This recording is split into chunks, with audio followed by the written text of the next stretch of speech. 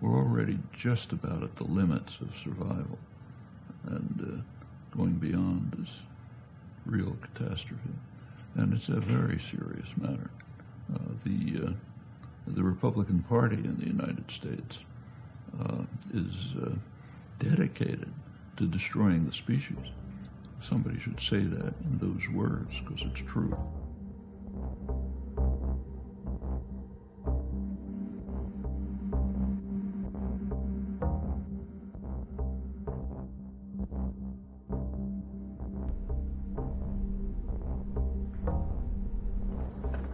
The remnants of democracy is but a facade.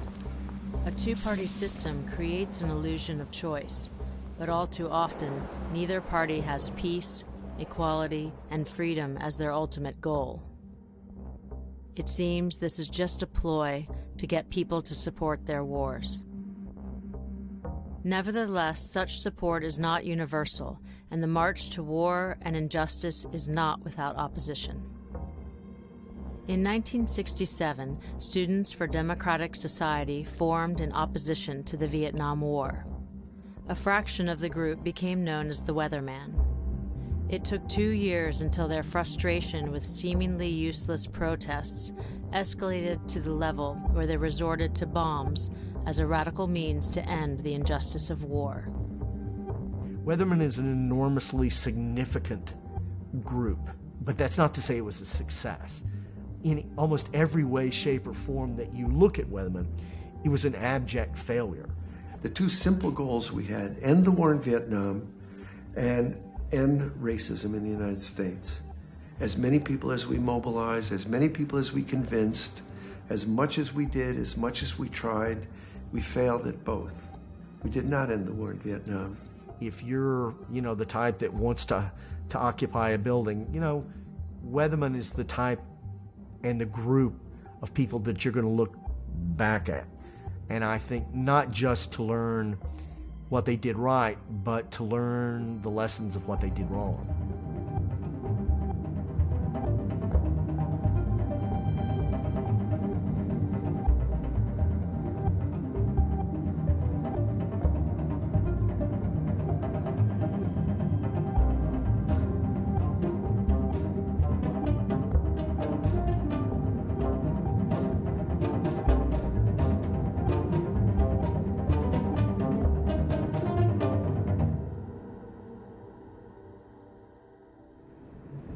If you ask an American person or an American teacher, do you think Germany should teach World War II and teach the horrible things that went on? Should it teach the number of people who were murdered and killed during that war? And the answer is, of course they should. Then you say, do you think the United States should teach the history of the genocide against Native Americans? Should we teach how many people were killed in Vietnam? Should we teach how many people were displaced and killed in Iraq? The answer is no, we shouldn't. That's pretty amazing, isn't it? How are you? All right. Have a good day. This fall, in Chicago, we will lead massive demonstrations against the war in support of the Black Panther Party and in solidarity with all political prisoners. Bill Ayers grew up in Illinois. He was the son of relatively wealthy parents, was a student in Michigan in the 1960s, was involved in civil disobedience against the draft in 1965, and he describes that as a moment of his, radicalization. He was deeply committed to backing up his values and his words with action and became more militant over the course of the 1960s. He, as a leader of the Weather Underground, and if you look at some of his rhetoric from the most radical phases of the Weatherman's history, it's, quite extreme, and then became, newly notorious when he published his memoir, which was really the first big memoir of former Weather Underground members. And then I believe it was released on September 11th. That was the official publication date of 2001. On September 12th, the New York Times ran a story about the book where he's pictured stomping on an American flag, and he became demonized.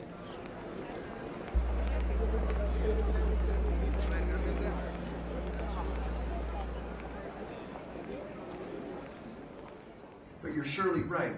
If 50 years ago we said, and we did say, the United States is the greatest purveyor of violence on earth, today we would say the United States is the greatest purveyor of violence on earth. I think that the world is swirling and dynamic and changing. It's sometimes hard to see because, 70 years is a long time in the life of a person, but not so long in the life of a struggle. And things are terrible for most people in the world today. On the other hand, I think it's wrong to say that nothing's changed. The world is always changing. So we have to recognize that it will take different forms, but that many of the things that we take for granted today are because of struggles that came before us. While I've written the books, the inspiration and the brains behind the whole outfit has been my partner of 44 years, Bernardine Dohrn. That was a very good. Quiero decirlo que a pesar de todos los libros que yo he escrito, la que la inspiración y la fuente de motivación de todos ellos, compañera.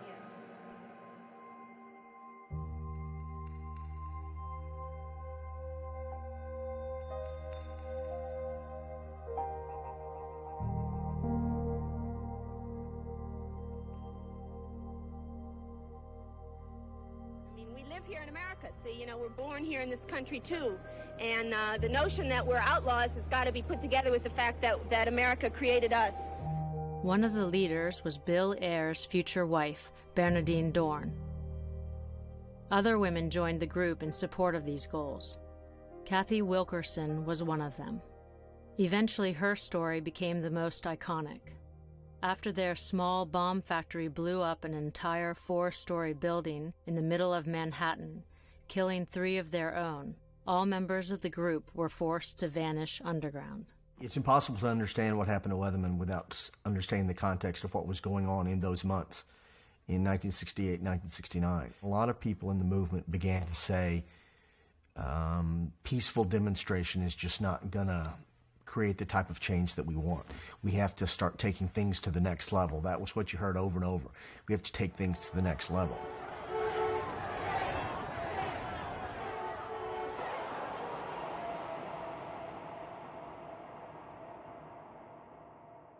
Days of Rage had already taken that turn towards we're going to fight you, and that the point of it was to show how tough we were and how militant we were.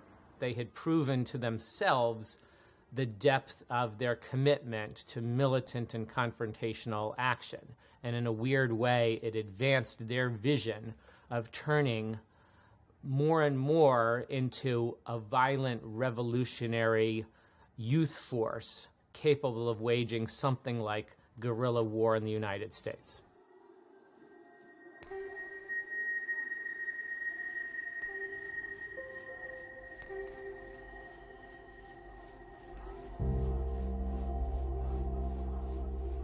The demonstrations began as nonviolent activism. But what if the students had been heard? What if their message had been understood? Maybe such violence could have been avoided.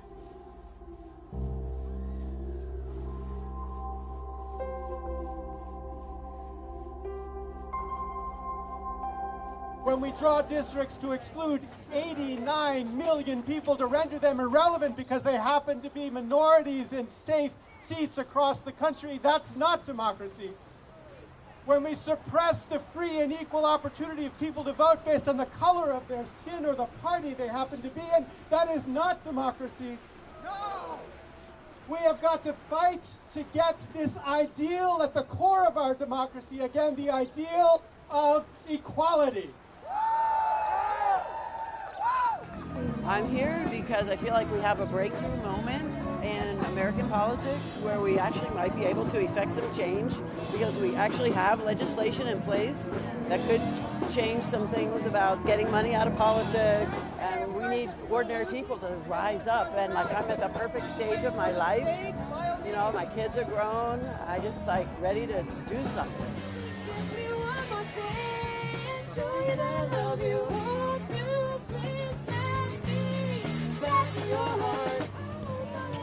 I'm here because democracy, real democracy, was taught to Ben Franklin by the Iroquois nation.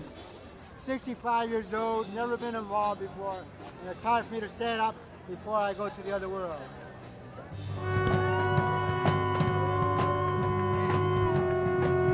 Democracy is for the working class, because democracy is the only thing that the working class can hold on to prevent the rich from taking their lives. Democracy looks like. This is what democracy looks like. This is what democracy looks like. Democracy Spring in April 2016 was meant to be a powerful but non-violent demonstration, in the same way as Occupy Wall Street a few years before. But mainstream media completely ignored the demonstration, even though 2,000 people were arrested at the Capitol. What is not in the news is not happening. The words unprecedented have been used by the Capitol Police to describe what took place today. Hundreds of people have gotten themselves arrested in order to raise awareness about the issue of money in politics. One person, one vote! One person, one vote! One person, one vote! Now, well, the hashtag Democracy Spring has been trending on social media in the US, and some are also using the hashtag Media Blackout to express their frustration with how little coverage the story is getting in the mainstream media. Where is CNN? Where is CNN? Where is CNN?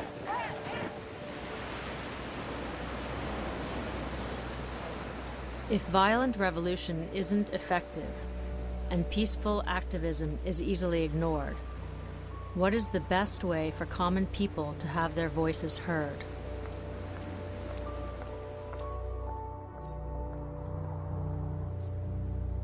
It's a bleak time for working people in this country, and jobs are disappearing.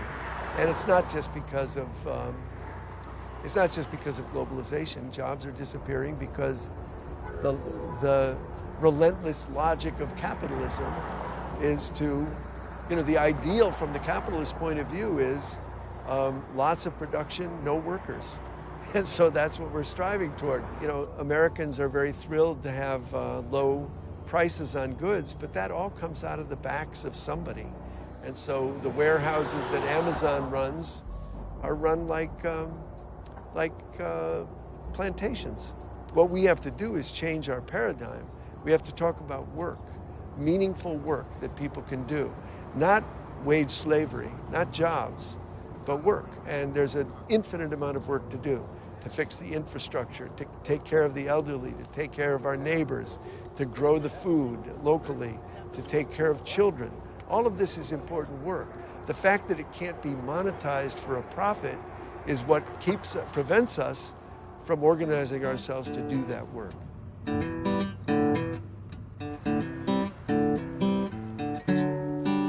Money, money, money, all I ever hear these days. Every song that the DJ plays, talking of a similar situation. Ain't got none and got to get some. Gotta have more than I had before. Gotta have more than the man next door. Every day I gotta make some more, some more, some more. Do I live to work or do I work to live? And do I give to earn or do I earn to give? And if I do my best for society, will it care about money or will it care about me? Do I live to work or do I work to live? And do I give to earn or do I earn to give? And if I do my best for society, will it care about money or will it care about?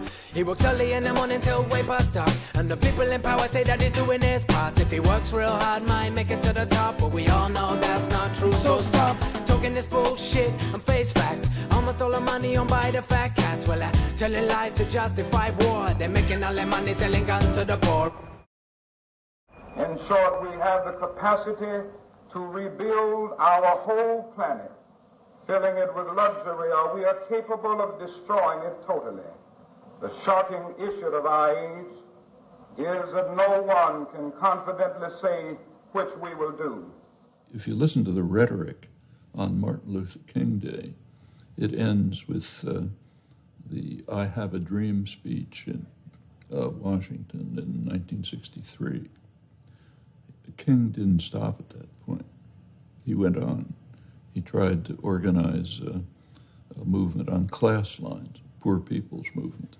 In fact, he was assassinated in Memphis, Tennessee, when he was supporting a public service worker strike, garbage worker strike, planning a march on Washington to establish a poor people's movement.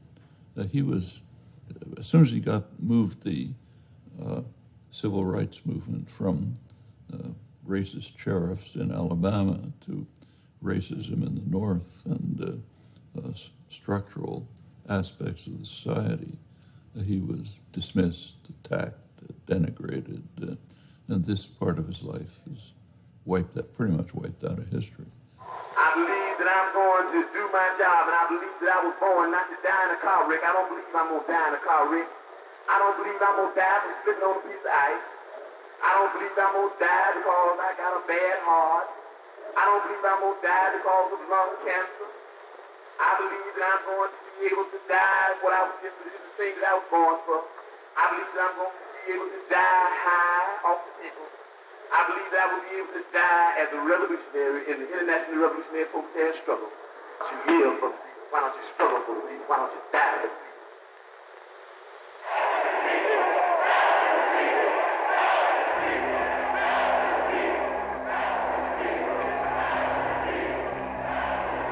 We understood that they would be the first to go because they were the young black organization, and very scary to a government that wanted to keep the lid on. In the fall of '69, Fred Hampton was assassinated in his bed. He was the leader of the Chicago Black Panther Party. He was 21 years old, I think. Very charismatic, high energy, hard worker. And a lovely person. So a lot of the Weathermen worked with the Panthers in Chicago. They knew Fred Hampton personally or had seen him at demonstrations. They were deeply admiring of him. And then on December 4th of 1969, he was assassinated essentially in cold blood by the FBI working in concert with local police. It took years, 7 years in court, to prove that the murder of Fred Hampton was planned by the Chicago Police Department and the FBI. It's worth remembering that as soon as he was murdered, the police and the FBI put on a full propaganda effort to show, and they had a reenactment on television of how the officers, just all they wanted to do was deliver a subpoena. They knocked on the door peacefully, and suddenly shots were coming at them, and a shootout ensued. And so everyone, all the media reported a shootout, not an assassination, not a planned murder, but a shootout. And we said, no, this is an assassination. And meanwhile, their propaganda, backed by all their money and all their power, was defining, the situation. It made us just feel that we had to do some more dramatic moves. We thought of it as putting our bodies between the bullets of the police and black freedom fighters in solidarity. That kind of crowded out everything else in my life. I mean, after that, because I was in Chicago at the time, and I found out about it at 5 o'clock in the morning, and it just kind of shut down all the other possibilities. It made me listen to people who've said that we needed essentially to form a clandestine army in the United States. And it was improbable, unrealistic, and kind of a crazy thing to say, but under the circumstances, it made sense to me and other people to feel like we had no choice. And then for the Weathermen, especially in Chicago, this was absolutely devastating. It essentially was an act of war against progressive and revolutionary forces, and they became more and more determined to fight fire with fire and step up their plans to take up arms against the American state. The Black freedom struggle, which was also, entered a phase in the 60s. It was quite militant, quite strong. And what Malcolm X described was the situation of African Americans as the situation of a colonized people, a people that were held in bondage very much as an external colony might be held in bondage. But in this case, it was an internal colony. We supported it, and we argued that the role of white people, the role of white Americans, just like our role vis-a-vis the Vietnam War, was to find ourselves in alliance with the Vietnamese, in alliance with the Black struggle for self-determination, not just for an end to the war, but for the right to determine their own future. The interesting thing about that is the current struggle, the current phase of the African American struggle is once again defining the struggle as a colonial struggle, an anti-colonial struggle against an occupying police force. This is decided by an imperial headquarters, not by the people themselves. Top of the morning, no, it's not a new day, but it's time to wake up, yes, it's time to wake up. Did you ever wonder about the world and the way we live? Oh, the pieces of the puzzle, they don't seem to fit. The play seems okay cause the actors are paid. Pull the curtain away and reveal the real stage. 1 in every 7 people on the planet doesn't have enough to eat, but somehow we just choose not to see. Try to keep it in perspective, saving all the unprotected. Still the people are neglected, we are all connected. Said, hey, you were free since the day that you came. Won't you take over the world today? You can be anything that you wanna be. Oh, oh. I said, hey, you were free since the day that you came. Won't you take over the world today? You can do anything that you wanna do. Oh, oh. But I can see the sunshine. The sunshine. I can see the sunshine. The sunshine. I can see the sunshine.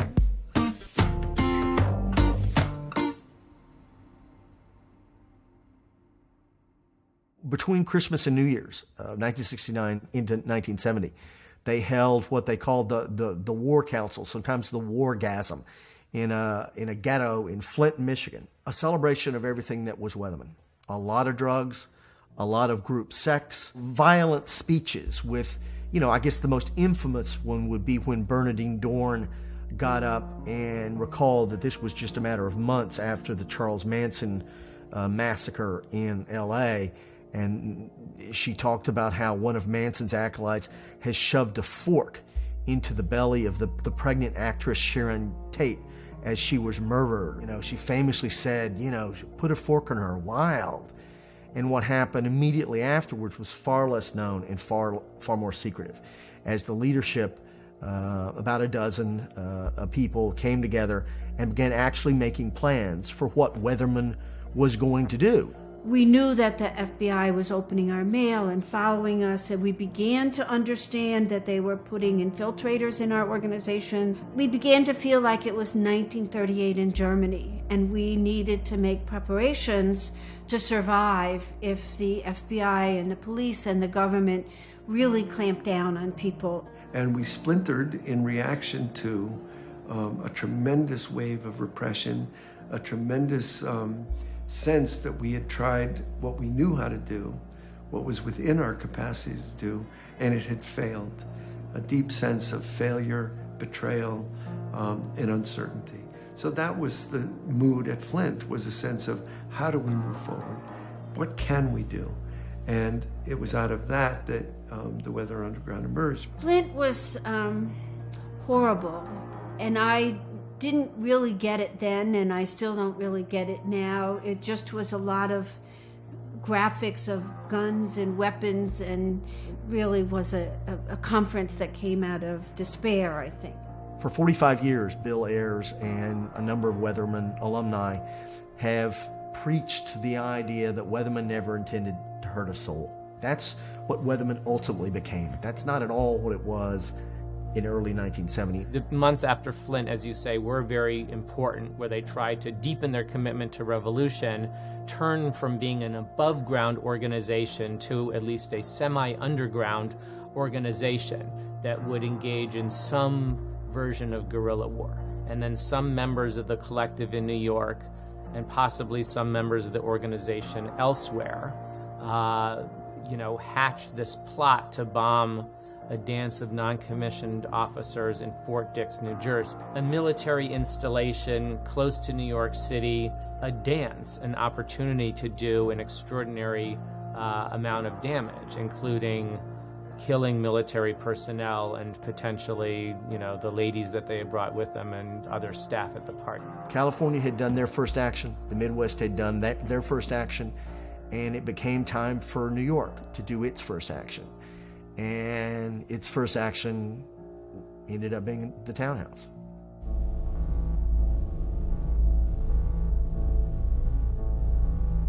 The group that was tasked with carrying out the violent actions, the bombings, the whatever the heck was going to happen, was led by a young man from Kent State, a university in Ohio, named Terry Robbins, a very intense would-be poet who, in retrospect, many have said had violence in his own life, that he beat his girlfriend, that he had his own troubles. He wanted to help the world. He wanted to make things better. But he was also angry, and the anger overwhelmed the love at a certain point for him, and I think for many of us. And frankly, I think it's a tricky balance for most people. I mean, most committed people, it's a tricky balance. I often say to students, if you're not pissed off, you're not paying attention. You should be angry. There should be days of rage. But if you're only pissed off, you'll never get to where you want to go. You'll never accomplish, you'll never achieve a better world if you're only angry. I mean, the townhouse happened because it was all very badly thought out and thought through. And I think there was a lot of disagreement and, for one thing, we had no technical knowledge. Unfortunately, as it turns out, Terry was a much more talented poet and orator than he was bomb builder. That morning, just before noon, Terry was down in the sub-basement of the townhouse with another young woman, Diana Oughton, building the bombs when one of them went off in his hands. Kathy Wilkerson was one of three other people in the house at that point.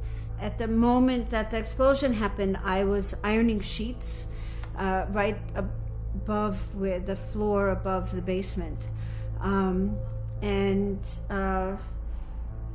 There was just this huge blast, the room filled with smoke, the floor sank, and I was holding the iron, and I thought, I don't want to put this down, it'll start a fire.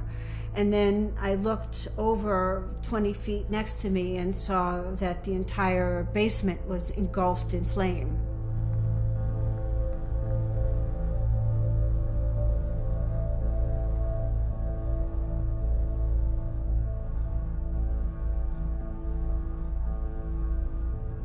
Terry and Diana Oughton were killed instantly. Only fragments of their bodies were ever found. And I called out, and Kathy Bernardine was there. She responded, and I went and I found her through the rubble, and we went out through the whole front of the house had collapsed. So we just went towards the daylight. Kathy Bernardine, the fourth member, was naked up in the shower, and another young man named Teddy Gold had just walked up from the basement when the first of the bombs went off. And we didn't know that Teddy Gold was in the house. We had thought he had left to go buy something, and he must have just hesitated to tie his shoe or do something. We didn't know that he was still in the house. We didn't find out till a couple of days later when they found his body. And even as fire engines and police car sirens filled the air, they then ran and disappeared into the subway and went underground, and neither one of them was captured for years. We had a very complicated set of ways of staying in touch with each other. Phone calls set up, one payphone to another payphone, and I found out about it by picking up a payphone at a designated time. And at some level, the story of what happened in the townhouse, is buried with the three people who, died there. And then Kathy Wilkerson and Kathy Bernardine will say only a limited amount about, what was going on. So there's something, sort of absurd about that scenario. These guys in the basement plotting to commit what would be one of the most serious acts of terrorism in the entire history of the United States, while some woman upstairs is, changing the bed sheets. And I think it speaks to the ideological confusion of the Weathermen, who sort of had one foot in kind of the normal world and another foot in the world of being like a stone-cold revolutionary, committing to doing things that would certainly change their lives forever and, at least in the short term, potentially alter the course of American history.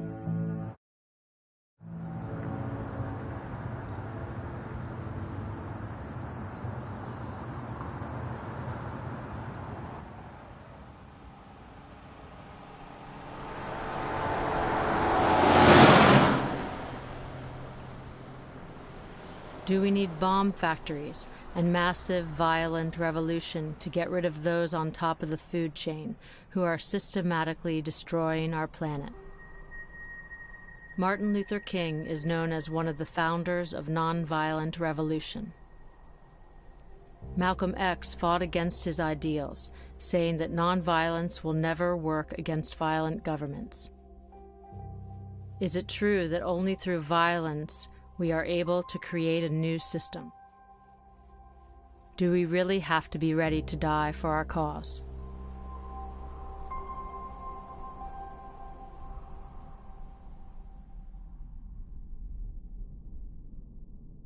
If you can't find a path forward, if the normal pathways toward social change or political change, if those normal pathways are blocked, then people begin to say, well, what else can we do to stop this crime? And then you begin, say, the crime of slavery, or the crime of genocide in Vietnam, or the crime of continuing the afterlife of slavery, which continues to this day.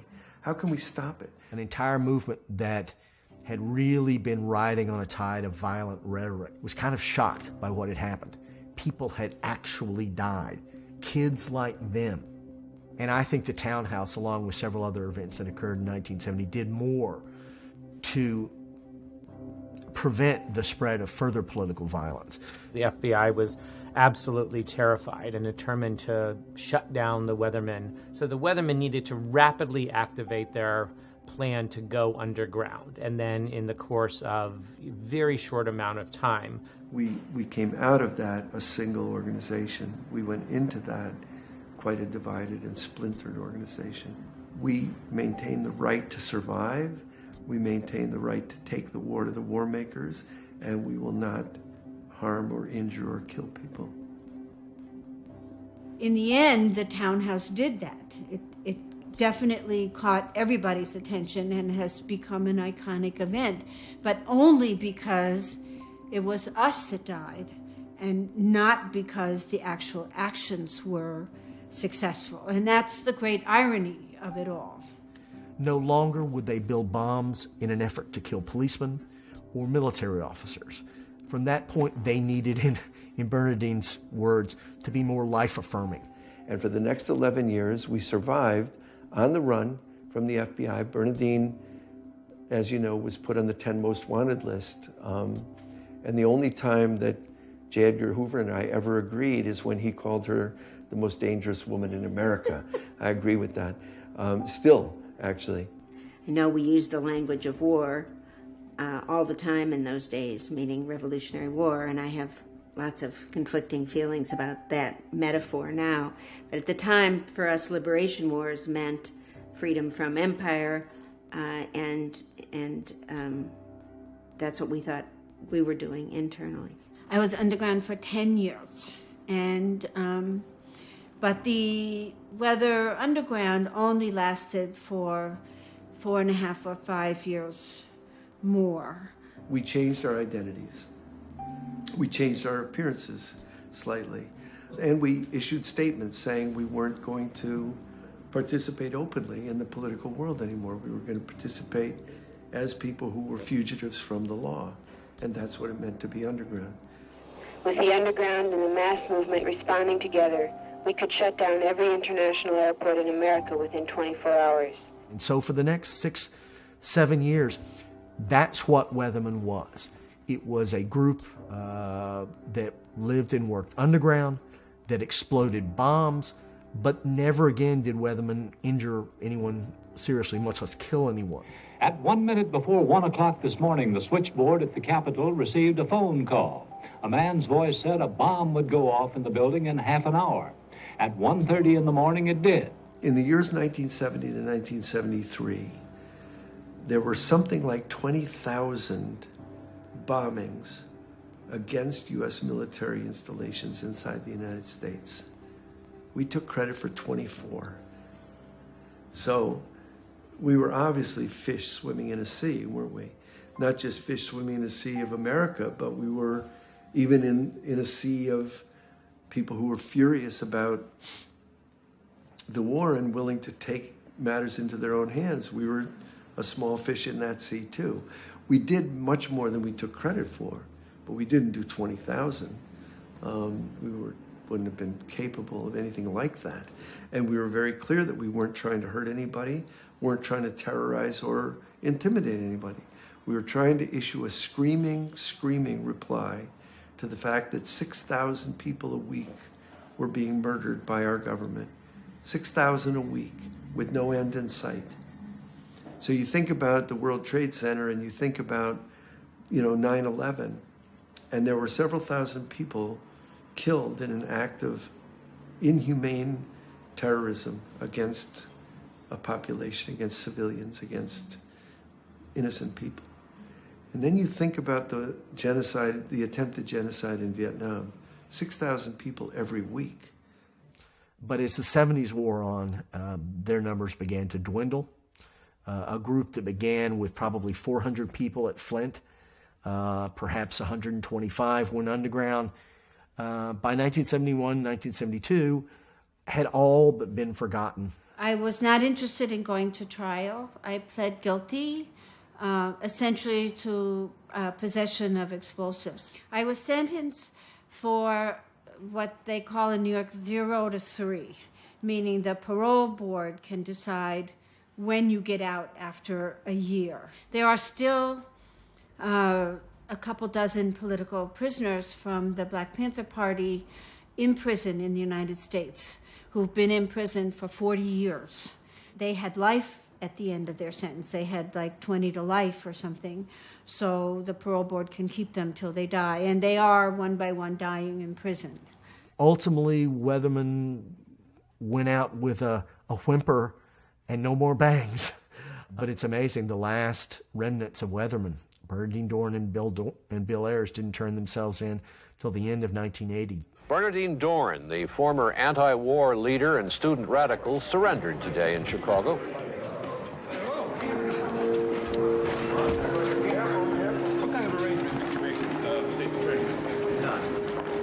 Rebellion is inevitable and continuous. Resistance by every means necessary is happening and will continue to happen within the United States as well as around the world. And I remain committed to the struggle ahead.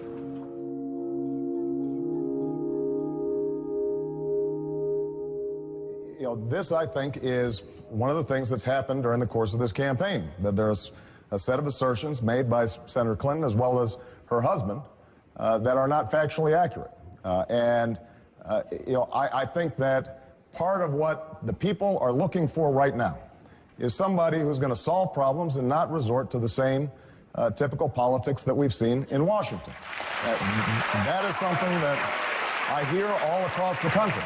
This young man from Illinois was running for president, Barack Obama, and he was obviously very bright, very accomplished, very charismatic, very brilliant, smartest guy in any room he walked into. And so Hillary Clinton came up with this idea. And the way it burst into the public scene was that during a debate between Clinton and Obama, George Stephanopoulos, who was a close friend of the Clintons, well, what about this other friend of yours, Bill Ayers? He bombed the Pentagon, and he's never said he was sorry, and what about that? And Obama said something like, he's a guy around the neighborhood. I don't share political discussions with him. I knew him, and he tried to brush it off. And the notion that somehow, as a consequence of me knowing somebody who engaged in detestable acts 40 years ago when I was 8 years old, somehow reflects on me and my values doesn't make much sense, George. It happened that my graduate students were in my living room the night of the debate. We were having a seminar, and we were just cleaning up, and somebody put on the debate just at the point that came on. My students fell on the floor. They were completely stunned, And one of my students turned to me and said, "That guy has the same name as you." And somebody else said, "That's because it is him." And she couldn't believe it. One of his earliest supporters is a man who, according to the New York Times, was a domestic terrorist and part of a group that, quote, launched a campaign of bombings that would target the Pentagon and the U.S. Capitol. The fact is that while it was uncomfortable and while it was difficult in certain ways, the fact is it didn't really hurt me very much at all. I mean, it wasn't pleasant, it wasn't fun to be in the kind of, but if anyone was prepared for it in a funny way, I was, for a couple of reasons. One is because I was old enough to know that they couldn't define me for myself. I know who I am. I don't have to be loved by CBS News. Barack Obama and domestic terrorist Bill Ayers, friends. They've worked together for years, but Obama tries to hide it. Why? We know Bill Ayers ran the violent left-wing activist group called Weather Underground. We know Ayers' wife was on the FBI's 10 most wanted list. But Obama's friendship with terrorist Ayers isn't the issue. The issue is Barack Obama's judgment and candor. Barack Obama, too risky for America. I'm John McCain, and I approve this message. We got a lot of death threats. We had a lot of, we got a call from our alderman at one point. She was worried about me because she'd gotten a lot of threats, and so they parked a cop car out in front of our house. The university had a cop assigned to me, and his name, ironically, was Officer Muhammad. And Officer Muhammad would check in on me every day and follow me home sometimes. And I had sent him 2 death threats that I'd gotten on my computer. One from a guy in Texas who said he was coming to Chicago with a posse to assassinate me, and they had my home address written down. And the other guy said he was coming, another guy from, I believe, Georgia, said that he and a group were coming to kidnap me and waterboard me. And Muhammad took a look at the 2 emails and he said, "Gee, Bill, I hope the guy who's going to shoot you gets here first, because it would be horrible to be waterboarded and then shot. Better to be shot and avoid the waterboarding." And I agreed.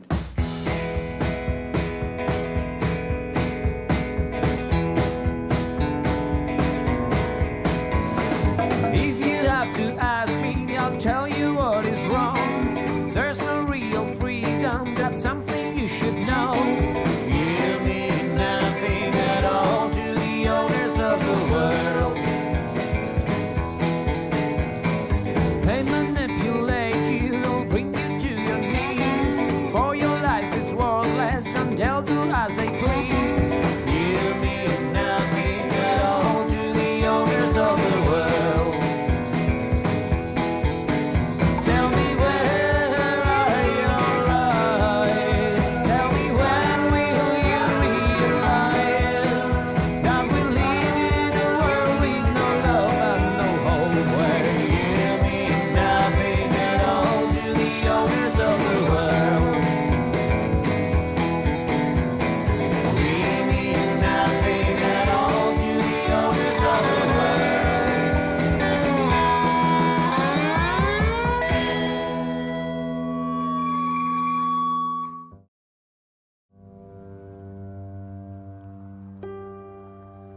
The most superficial thing in the world is celebrity and popularity, and equally ridiculous is unpopularity. So none of that matters. And I think that we live in a culture where celebrity has trumped accomplishment on 1,000 levels, and that's a mistake. So the Weathermen had convinced themselves that revolution by means of armed struggle was desirable, necessary, and possible. But they had no real theory of how to gain state power.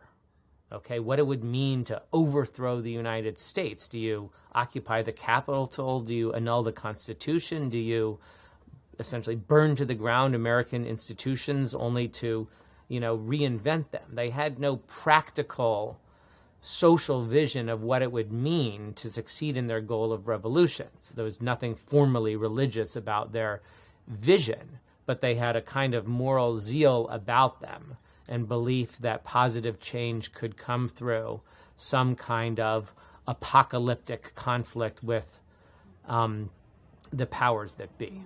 Did we make mistakes? We made terrible mistakes. Am I devastated by all the people that were killed? Yes. But I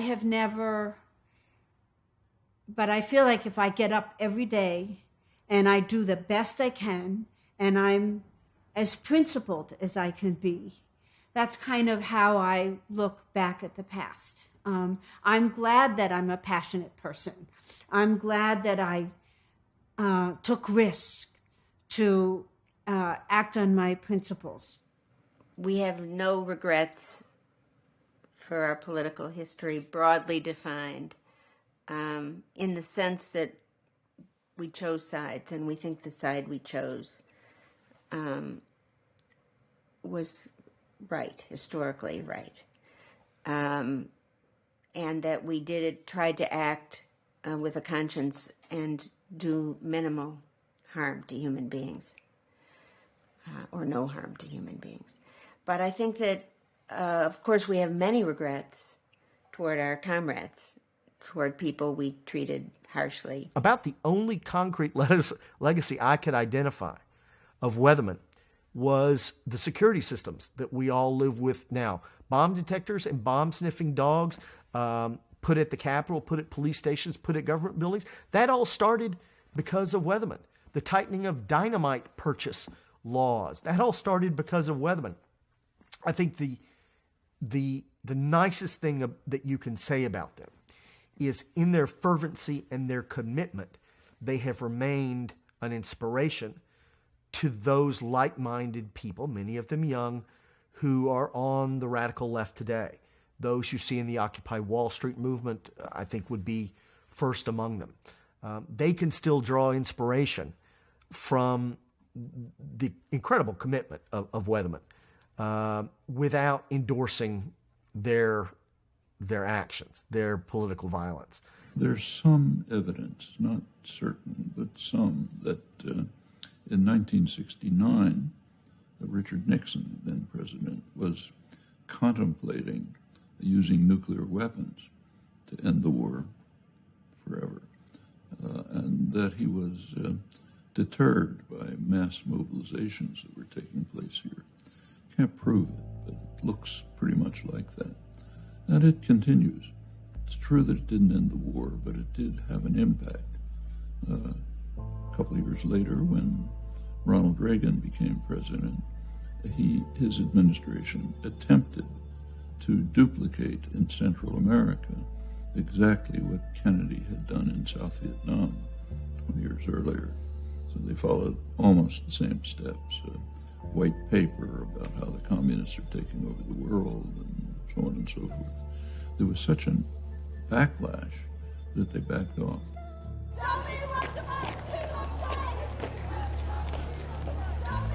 After the election in November 2016, people were marching in the streets in every major city.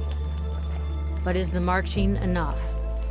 We easily forget the past, not always realizing that we're seeing a repeat of what our parents and grandparents did in their time. For us, this feels very new, but it's not. It's a pattern and puts us on a leash. We're at a point where we can either save the earth and end capitalism, or we can save capitalism and end the earth. And it seems to me that's the stark choice. Now, what will the future look like? No one can predict. But there's no question that as a system that's based on predation, that's based on theft, that's based on constant expansion, that system will kill us all. And so we must find a way to fight for more peace, more participation, more transparency, more democracy, and more sustainability. If we can't find that path, we are doomed. And that's an urgent call for all of us. Yeah. Mother Earth. Radical means going to the root. Radical means finding out what's underneath. So a typical liberal would say, this war is bad. A typical radical would say, why do we have war? So the classic kind of biblical type story is the villagers are tending to the fields, and a river is running near the village, and somebody sees a baby floating in a basket, and they rush out to save the baby, and they bring the baby in, and they say, let's take care of the baby, and they feed the baby and find a place for it to live, and so on. And 2 days later, they're working in the fields, and 4 babies come down in baskets, and they rush into the river, and they save the babies, and they give them food and find a place for them to stay. A week later, 20 babies come floating down the river, and they rush into the river. And somebody says, maybe we should go upriver and find out why the babies are coming into the river. And everybody says, no, it's a crisis. We have to save the babies. The radical is the one who says, let's find out why the babies are coming in the river. And the liberal is the one who wants to save the baby. The radical wants to save the baby too, but the radical wants to stop the flow of babies. So that's how I use the word radical. I know in today's mass media, radical means something about religion and something about fundamentalism and something about making bombs. That's not the meaning of radical. Radical means going to the root of things.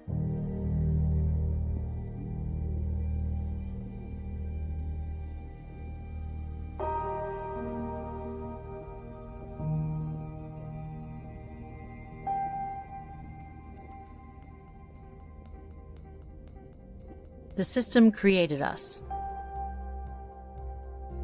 It was powered by the victories of World War II, and it was delivered to us as a desirable lifestyle through public relations, marketing, advertisements, music and film industry, the World Wide Web, Facebook, and Google.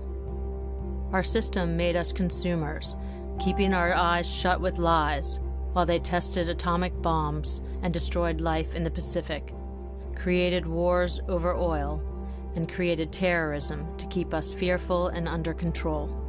This system created drug wars, man-made viruses, pharmaceutical profiteering, Monsanto-based food industry, homeless, angry, and poor people throughout the world, from Midland America to South America to India.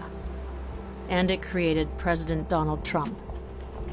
The system that chooses profit over people has been destroying our planet over the past 100 years, and we have let that happen. We were too busy watching Friends, Seinfeld, Sex and the City, and the Kardashians on TV, wasting our time with Hollywood movies, Netflix, and multiple news channels, that we didn't pay attention to what they were doing. They poison our minds with their financial propaganda, poison our intestines with profitable pesticides. And now they're planning to take away our water, the only thing that is still free other than air. If we continue keeping our eyes and minds closed, they will take our air as well, because they can. They made the system so their crimes are legal. The threat of war is, in fact, increasing. Nuclear war, that's recognized in pretty high places.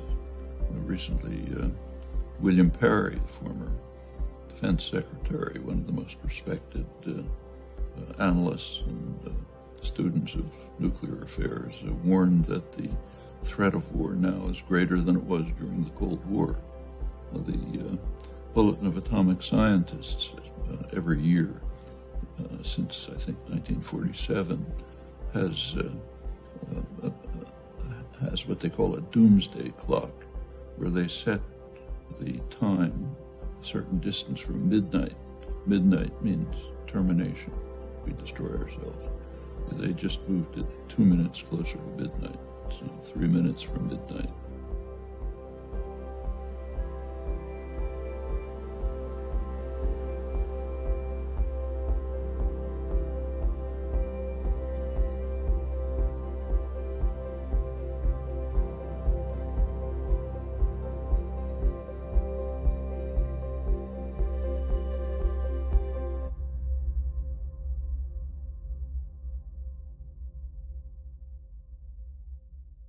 The more I find myself believing, the more I know I can't be sure.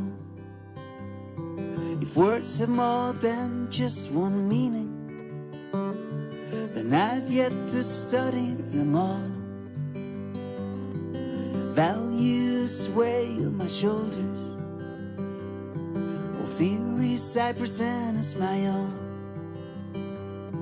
For some reason they can't convince me. Truth is yet to be told. I wasted so many pages on prophecies no one can prove real. Sometimes nothing seems more phony than proclaiming there's hope for us all. It's hard to stick to such commitment. Refuse to trade off your ideals with powers bestowed upon you. Temptations are yours to withhold.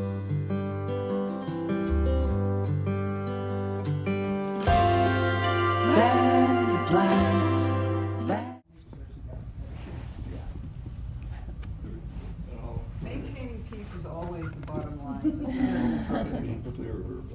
Yeah, I'll try to help you with that. Thank you. Bye. Thank you so much. Hi. Hey, I'm Inderjit. Nice to meet you. Hi. Hi. I'm John's wonderful to meet you. Hi. Yes, please. Yeah.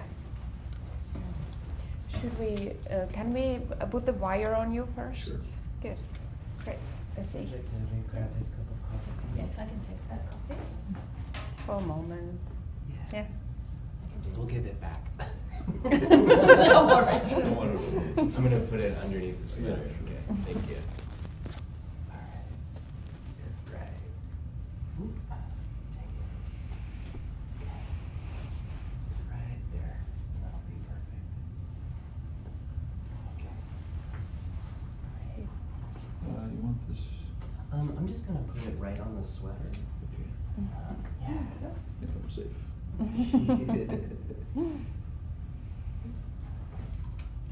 Thank you so much for doing this interview with us. Glad you could work it out. It's not Yeah. easy. One more thing, just Yeah. before we get started, just sign that so we can use. I'll do it one more time. It's just a standard agreement.